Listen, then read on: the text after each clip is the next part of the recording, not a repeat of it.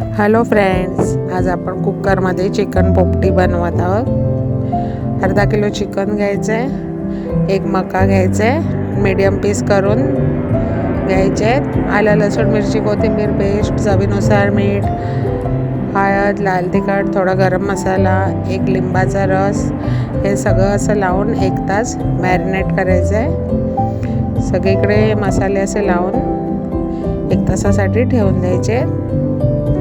त्याच्यानंतर बघा असं सगळीकडे मसाला लावून ठेवायचे। शेंगा घ्यायचे, वालपापडीची शेंग आहे, तुरीची शेंग आणि हिरवे मटर, कंद, एक रताळा घेतले, थोडी काळ्या मिरीची पेस्ट टाकली आहे, मीठ टाकलं आहे आणि मसाले टाकले थोडे आणि सगळीकडे असं लावून घ्यायचे।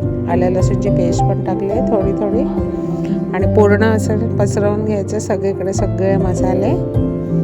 त्याच्यानंतर आता कुकरचं भांडं घ्यायचं, कुकर घेतलं आहे। बांबुर्डीचा पाला तर नाही आहे आमच्याकडे, तर केळीची पानं होती थोडी आणि मक्याची पानं आहेत आणि त्याच्यावर थोडी पुदिना पसरवून घेतलं आहे।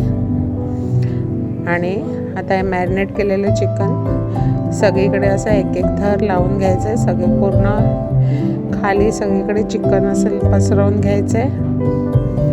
बघा एवढे चिकनचे आपले पीस आहे असे एक लाईन लावून सगळे घ्यायचे। त्याच्यानंतर मके ठेवायचे आहेत, एक थर लावायचे आपल्याला। मग कच्चे अंडे घेतले, ते पण असे लावून घ्यायचे अंडे। त्याच्यानंतर कंद, रताळे ते पण ठेवायचे आणि आपल्या शेंगा आहेत ते वरती अशा लास्टला ठेवायचे आणि पूर्ण असं वरपर्यंत भरून घ्यायचे जेवढ्या शेंगा राहतील तेवढ्या।